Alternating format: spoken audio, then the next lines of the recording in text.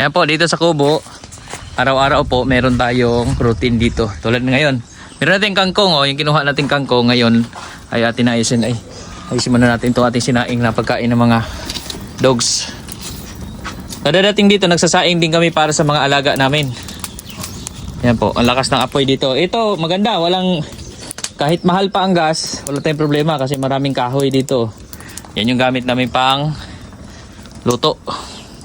So ngayon mag-chop muna tayo nitong ating kangkong na para pakain sa baboy. So ito naman po ang nagpapadali sa mga gawain natin dito. Magamit tayo ng machine na pang-chop.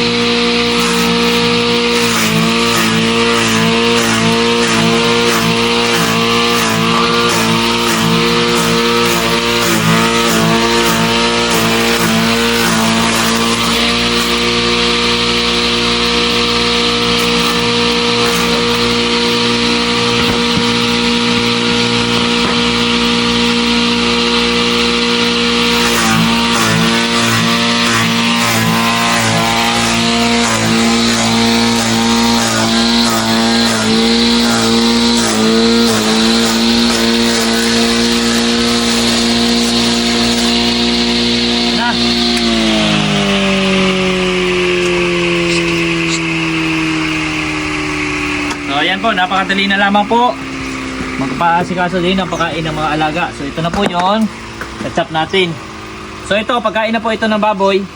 Tapos may pagkain din po tayo nito ng itik. So actually hindi pa nila maubos yan sa isang kainan. Maghapon na po yan. Panghalo lang natin sa feeds. So ngayon gagawin natin ay kukuha muna tayo ng feeds. Feeds po. Padal ka. Di ba sa... Always. Hello. Kamusta na ang ating itlog dire? Mayroon na tayo 2 pabo at isang manok. So, unahin muna natin pakainin ng mga pigs. Lagyan ko ng tubig. Tapos lagyan natin ng pigs. Yan, gawa mo natin yung pilas.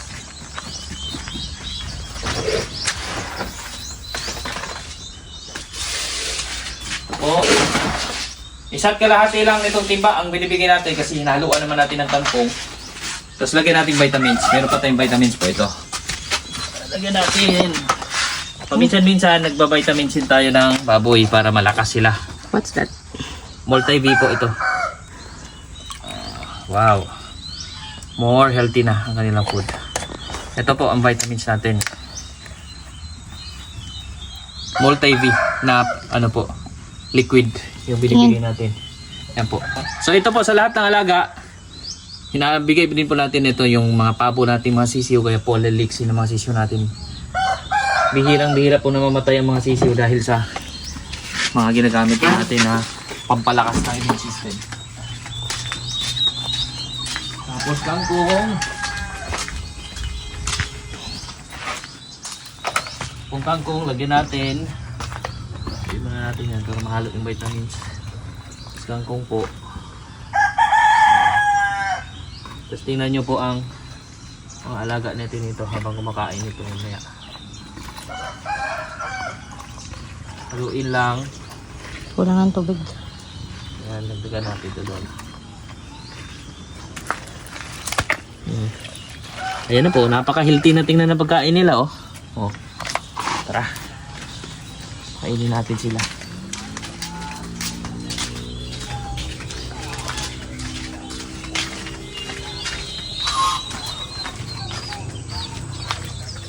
natin tubig. Wala nga. Okay. Let's go. Sigaw na natin mga pig.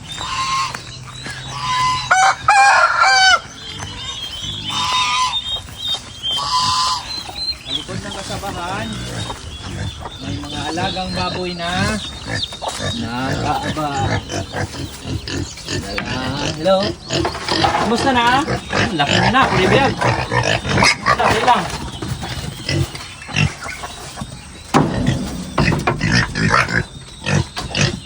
Lang, oh, dire.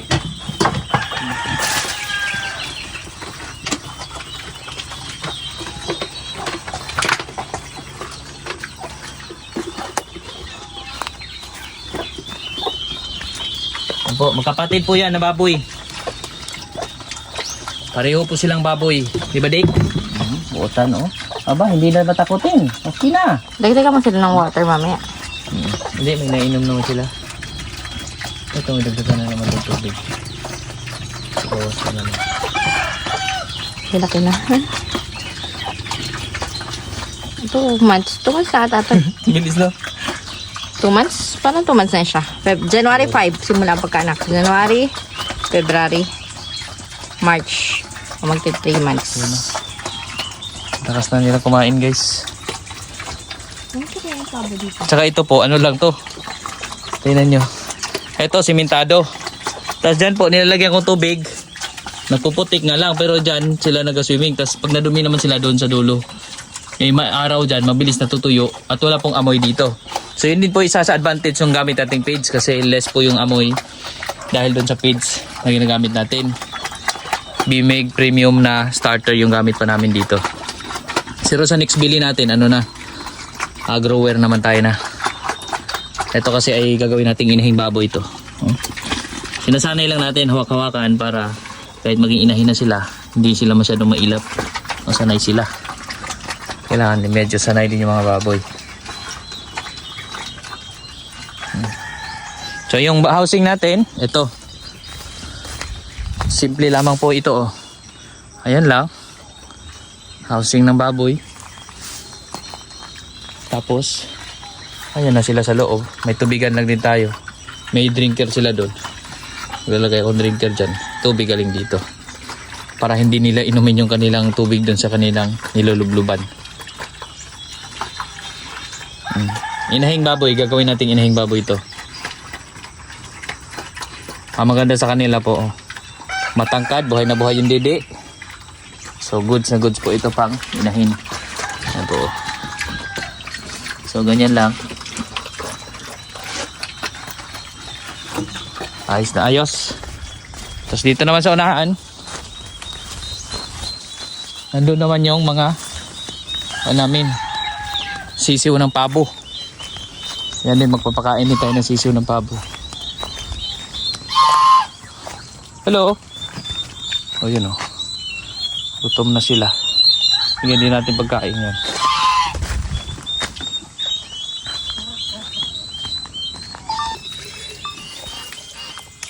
Ayan naman po. Mag-ready naman tayo pagkain sa mga pabo. Sisiw ng pabo. So, lagyan din natin ng vitamins. Ito yung ating gamit na vitamins. Tuminay natin kung ano kagaya. Ayan po. Multi-V. Yan yung nagpapalakas sa mga pabo natin, mga sisiw, mga manok. So, dahil lang. Kunti lang. Okay.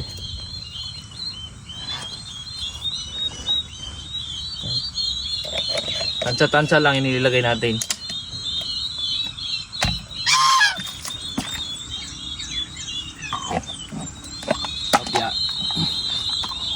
So, inumin na ito ng mga pabo. Yung pabo kasi mahina uminom. Kaya isang ganito lang nilagay ko. Tapos meron na rin tayong feeds. Ito yung chick booster naman para sa mga sisiw ng manok. Sisiw ng pabo. Hello! Kumusta na? Daplin lang, Doy! O, ito matapang naming gansa. O. Sige. O, ito yung siga naming gansa dito. Kapag may lumalapit, tinutuka niya. Pero ngayon, hindi niya man ako tinuka. Wow, skip na sila. Sikip na sila, malapit na natin sila pakawalan. Ako. Yan, may mga sugat na. Baka mamaya pakawalan ko na ito may hapon. Isama ko to dyan, oh. May nanay naman to sila sa labas, eh. Dami na nila. Kasi may nasugatan, eh. Pag may sugat kasi, delikado na, eh. Ayan po, oh. Ayan, mapula na, oh. Baka yan ay umpisa na Sprayan naman. natin. Magsugat na naman. Hindi sabay. Purgahin ko lang to mamaya, siguro.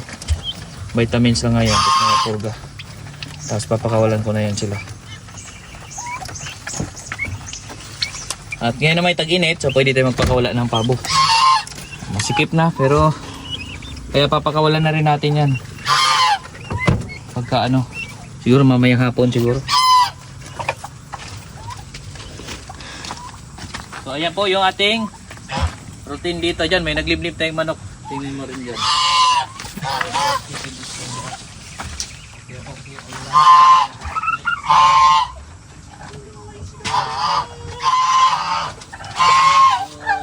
Galit sila. Galit sila. Ay, naman na yung nasa labas. Okay na yan? Okay na? Off ko na. Bigyan ko na sila ng gulong na mais. Yan. Ito naman po yung pakain sa itik. Tangkong na may pits at haluan din natin sa baba yan ng asola. May mais din. Konti lang mais kasi marami na sasayang na mais. Yan.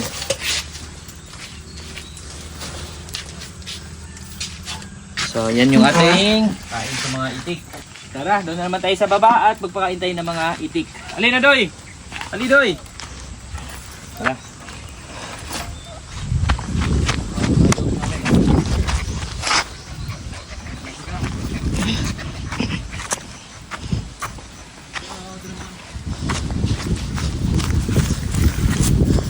Hindi ko talaga makuha yung gusto ko. Yung nakikita ko tuwing umaga, yun ang gusto ko, eh. Yung guard dog namin, oh. Tama rin sila, guys. Baba naman po tayo ngayon doon sa may bandang baba. Yung in-spray nating mangga, oh. Yan, na. Natuyo na yung ibang mga bulaklak. Tapos yung mga bunga niya, oh. May mga tira-tira na konting bunga. Ito lahat tuyo. Ito rin tuyo, oh. Ayan. Kunti lang natirang bunga. So ito naman, dito may bunga din, oh. Ayan, may mga tira-tira naman konting bunga. Tingnan natin kung magtuloy-tuloy yan. Kung hindi, okay lang kasi this is just our partial and unofficial. So dito naman tayo, pababa naman tayo ngayon para sa mga itik naman. Yung azola natin medyo lumago na ulit, oh. Nilagyan ko urea. Tapos nilagyan nating shade na ganyan. Yung screen na pwede pang shade kahit pa paano. Medyo may space namang hindi masyadong naiinitan. So dito. So baba tayo dito. So galing ton sa ibabaw. Bababa tayo dito. So, ayan po yung aming hose na tubig. Diyan po galing sa baba din yung tubig namin papunta doon sa ibabaw. Gumagamit lang po tayo ng pump dyan, submersible pump. Tapos dito kasi nagpatakbo po ako dito ng 220 volts. Yan, oh. May wire tayo dyan, binaba dito para sa submersible pump. 1100 watts na submersible pump yung gamit ko dyan. Ito po. Yan, yung tubig namin galing dito sa umaagos na to. So tuloy-tuloy po yung agos dyan. Tapos pag nagpaakyat tayo, ito po yung aming pump na gamit, to. Submersible pump na 1100 watts yan. Once na nag-on na tayo ng kuryente dito, nilagyan natin kuryente, nag-on na tayo dun sa ibabaw, aakyat na yung tubig dito sa hose papunta dun sa kubo.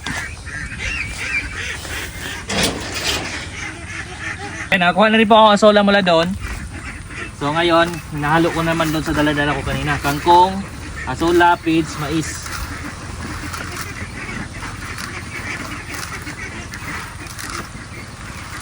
Okay na yan. So ngayon, ilagay na natin sa kainan ng mga itik.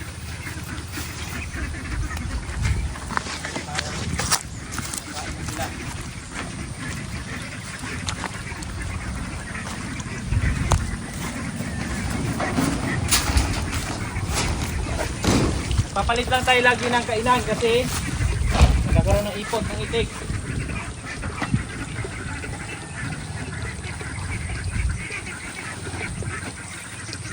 Yan. At papakawalan na natin mga itik.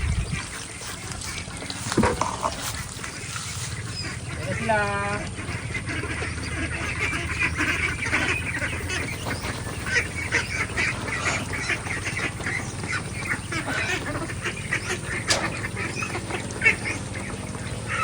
Okay lahat, buhay lahat.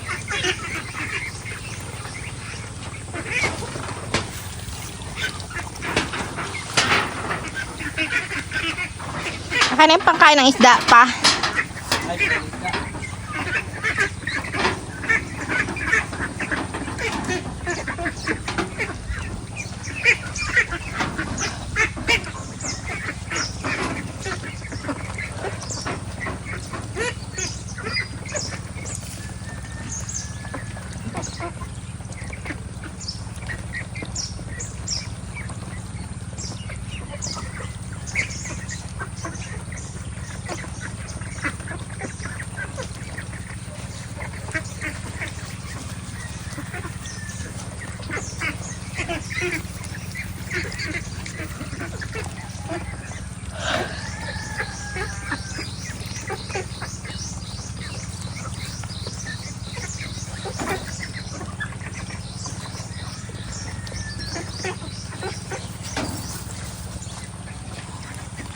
Ah, hindi ko kaya init.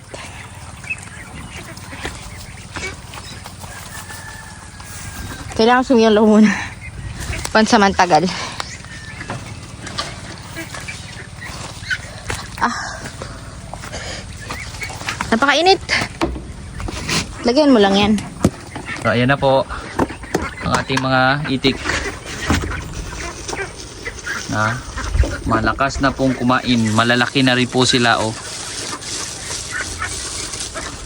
Parang sa itsura nila ano sa itsura nila parang malapit na silang mangitlog pero hindi pa po. Ano pa lang to, higit 1 buwan pa lamang po itong mga itik natin.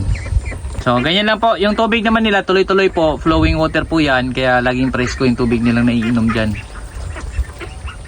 Yung laki nila ngayon, tingin ko parang malapit na sila mangitlog pero higit sa 1 buwan pa lamang po sila.